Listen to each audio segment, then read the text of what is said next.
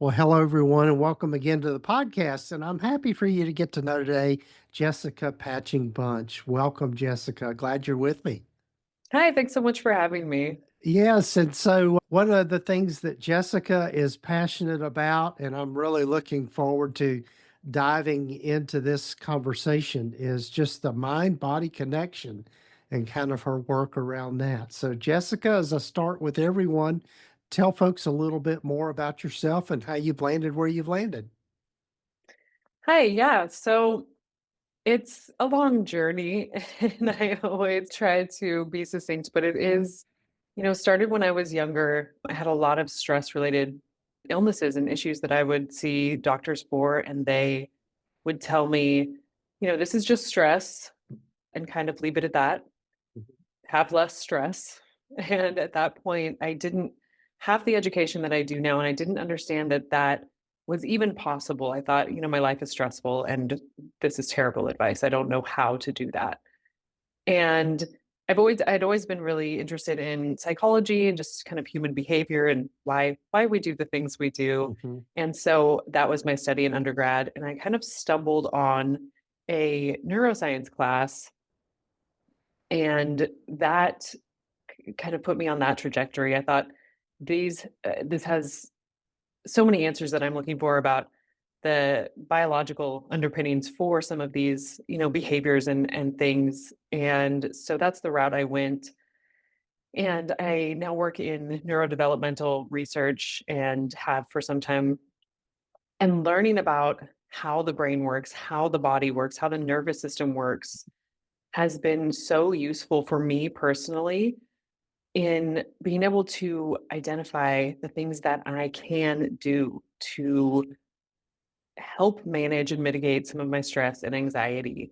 And so that led me to want to share that information outside of academia to the general public, where a lot of these things are just not talked about. Mhm. And there's also a lot of poor information out there. And I think understanding that there are biological reasons for a lot of the things that we're experiencing, that understanding how your brain and body work give you the agency to interact with your systems and focus on what you can do to, increase your overall just health and wellness. Right, right. Yeah, it's been for me, it's been interesting because I guess it was back during COVID. And it's funny how we mark that Mm. as a point in time, but back during COVID, I did a continued ed thing on somatic therapy. And, I'm old enough to where somatic therapy or somatic things wasn't really talked about much in my study, but yeah, just really understanding that brain body connection, and it really is amazing stuff when you can get people to understand that. So what sort of, I guess, for lack of a better way to ask it, what sort of techniques do you use, and kind of what's your way of going about things?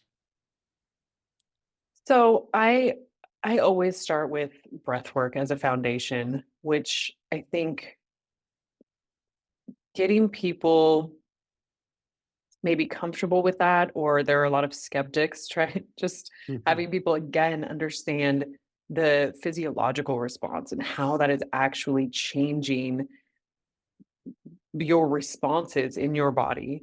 I think that kind of education piece comes first, and then working with different styles of breath work. Um, Functional breath work being kind of a baseline, and helping people understand that how we breathe is a measure of our stress. It's indicating stress. It's also input into that stress response. And so having slow controlled breaths throughout the day, throughout our lives, helps us to have some balance in our nervous system. Because when we are, over breathing, hyperventilating, we have those short breaths, we're sending those signals to our sympathetic system to activate, which then increases heart rate, and all of that causes all kinds of problems. So that, as kind of preventative as long term, and then also acute kind of immediate interventions with like physiological sigh and things like that that people can do immediately when they need some relief. Mm, So that is my big one because it is just so much information for us and information that we can send to our system. And I think it's really the most accessible. Also, some kind of somatic movements for to activate vagus nerve and work on vagal tone. Very basic movements, just very slow, mindful stretching and encouraging more movement throughout the day because we know, we have a very sedentary lifestyle here, especially in the States, and that creates a lot of depressive symptoms. And so just things like going for a walk. People think of, I think, movement a lot of the time. I have to go exercise, I have to do something specific. And it's not. Just moving our bodies creates a physiological response that enhances our mood and our cognitive function and overall brain health, which then, if our brain is not functioning right, our mental health cannot follow. So mhm. I think those are my big three. Yeah, yeah. There's a story that really kind of sold me. Maybe that's not a good word, but I had a client, a former client several years ago, and this particular client was waking up in the middle of the night with panic attacks, and they just couldn't figure out why and just kind of this constant state of anxiety all the time. And eventually she got to the right doctors and they discovered that she was suffering from gallstones and they missed it somewhere along the way. But it was like her body was going into this fight or flight kind of thing, even in the middle of the night, just because of that. And when she had all that corrected and the surgery, it just changed everything for her. And so, yeah, so I think there definitely is that, our body's a whole thing. And I think we've been misled, I think maybe in the past that it's just all in your head. But there are things that happen. Yeah. Yeah, absolutely. I think that science and medicine are ever evolving. And we have had this idea. There was for a long time the idea that your brain and body were very separate and kind of what was happening in your head didn't really matter. It was kind of like you said, it's all in your head, Mhm. which a lot of the time it is because Mhm. our interpretation of things, our neurochemical makeup is sending information to the rest of our systems. And so it is, but not in the way that we have been led to believe, not in a dismissive way. Mhm. And with the gallstones, exactly. All of our systems work together. And we have kind of also been taught, I think through medical specialization, which is fantastic. But we've been taught that all of our kind of pieces are separate. And that's just not the case. All of our systems are always communicating with each other. And, a large part of our mood balancing neurochemicals live in our gut. And Mhm. so all of that, along with our vagus nerve, which is the cranial nerve that is kind of sending information back and forth to the body, 80% of that information is going from your body to your brain about your state of being, what is needed. And so I think those two things alone are enough for me to say, okay, there's something there's something in there. Right. Right. Yeah. Yeah. So what were the things that really kind of got you on this path of, I mean, with your own story, I mean, what were the things that really kind of helped you say, "Okay, this is solid stuff." When I started working in research, I was really having a hard time struggling with my own stress and anxiety in addition to to what had Mm, always kind of been there. mhm, And I really started looking into the stress response and what that cycle looked like and what that, the physiology involved. And, that led into kind of how our internal environment affects the physiology and really creates those responses. We think about stress a lot of the time as the external things, money, worries, traffic, other people. And so much of it is internally derived. And so I really started focusing on that and, working on my own therapy to address some of the things like my inner critic and my, anxiety and worries about things and, past traumas and things. Again, because those are the things that we can control. And so the more I learned about the stress response and what influences that, like breath and movement, and more about the vagus nerve and how your brain interacts with Mhm. all of those things, I just kind of I fell in love and just kept going down that rabbit hole. And it just made so much sense to me that I just kept digging away at that. Mhm. Yeah, yeah. What with your own kind of self-care, I guess, what are you finding is are kind of the non-negotiables that you have to do now? Because I know for me, being outdoors in some form or fashion every day is really important for me, and weather permitting, I do a lot of walking. I'm fortunate to live close to a green belt that goes along a stream, and so being able to walk and see all the ducks and the discovered otters the other day, so that was really cool, river otters. So, I mean, yeah, so what sort of things do you find? Because I think one of the things that happens for us, particularly in the mental health fields and as therapists, is that we're really good at telling other people what to do, but we don't do it ourselves. Yes, absolutely.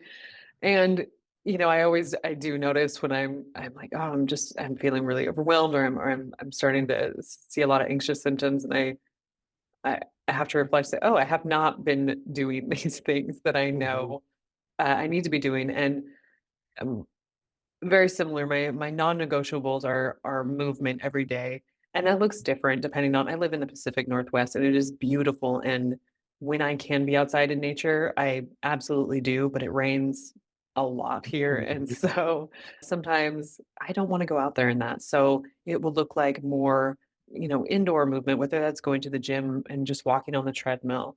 Walking is a fantastic one that, for every day because of the movement, but also kind of the bilateral stimulation mhm, and eye movement that happens.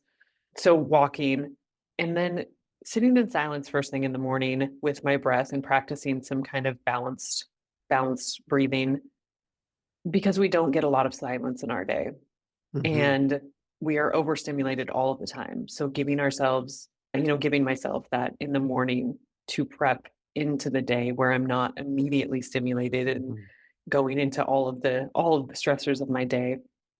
So movement and my morning breath. And I think those are the two big ones that I make sure that I have every single day. mm, yeah. Yeah. What do you see as the most important things you would want people to know? Maybe not necessarily in the therapy world, but just in helping people in general. What is kind of your mantra now? That you can do something about how you are feeling and that there's nothing wrong with you. Even with diagnoses, I think we tend to identify with that a lot, and it doesn't like, when we're talking about generalized anxiety or certain symptoms of depression, it's not necessarily a lifelong thing, and there are things that we can do to change those symptoms and how we experience that, Mm, and I think I would be remiss if I didn't, acknowledge. I think there's a lot of focus on individual things of what we can be doing, and uh, a focus on individual responsibility, which absolutely is a huge part of it. But our environment also dictates a lot of that. Our mm, access to nutritious foods and things that just contribute to our overall well-being. And so there are a lot of external stressors. There's a lot going on in the world. And so focusing on what we can do, what we can be doing for ourselves, we're not helpless. And the mhm, things that we do affect our physiology, our neurobiology, and how that works. And so, long answer, we have agency. We can do things in our days to adjust how we're feeling. mhm, mhm. Yeah. Yeah, I think that's one of the things that I think is, in just my work over the years with individuals and couples and that sort of thing is I love that word agency of being able to to recognize that, okay, there are things that you can change. And I think one of the mistakes I think a lot of us as humans make is that we wait for change to come to us rather than creating change in our lives, across any of our life domains. I mean, it's just, yeah. I think waiting for my ship to come in, so to speak, is I think a mindset change that's important to communicate to people. Absolutely. And, as you're saying that, another thing that kind of popped into my head is I think when we're trying to implement some of these new practices or habits, we think about, kind of the go big or go home message of you have to Hmm. jump right in and do all of that, which isn't necessarily always great for your nervous system because a lot of Right. change can be shocking to your nervous system. And then that's doing the opposite of what we want. Also, when we're thinking about creating new physiological patterns in the brain and body, it is repeating that over and over and over again in small amounts. Hmm. Like I think about we can, brush our teeth for an hour once a week. And that, that is not going to be as beneficial as that 2 minutes a day. And so Yeah. it's about really just making it accessible for ourselves. It Hmm. doesn't have to, these things that we can do don't need to be another overwhelming thing in our day. Two Hmm. minutes at a time, 5 minutes at a time is worth it. It does matter. It does make a difference. Hmm. Hmm. Yeah. I've always been here to an idea of, we don't necessarily need to have huge changes in our life. And I think like brushing your teeth, I think change occurs at the level of our daily routine, and that we have to do something different for things to change. And I know in just working with clients, just being able to kind of share with them my theory of change, which is, if you think about an airline pilot flying from point A to point B, they have to maintain a certain heading. But if they change that heading just by 1 degree, it puts them in a totally different place than if they would kept on that same course. So I think just small 1 degree changes is all we really need in our life to make huge changes down the road. Yeah, I really like that analogy. That's Uh-huh. that's great. And it is, Yeah. yes, absolutely. A- And I think it can be frustrating to not see Mhm. the changes that we want immediately and might think, this isn't working Mhm. because we don't necessarily see that immediately. It takes time to build up, and then I think over time we can look back and say, oh, this is a major shift that I can see. Mhm.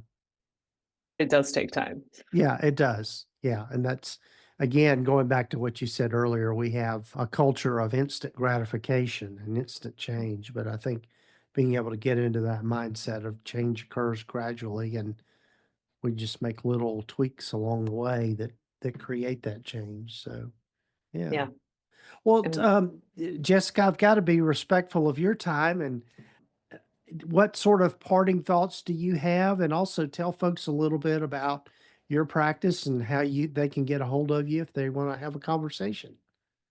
parting thoughts. I always am like, what profound thought Yeah, do I have yeah, to yeah, finish? yeah. It doesn't have to be a Um, big one. It could be a little one.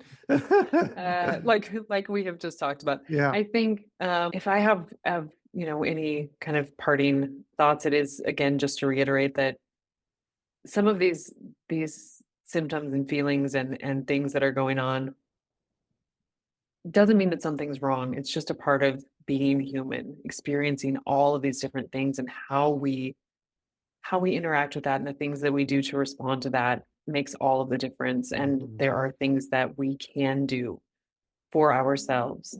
And it doesn't have to be complicated to work. Right. And yeah, I'll leave it at that. Yeah. I could Yeah. go on, but I will leave it at that.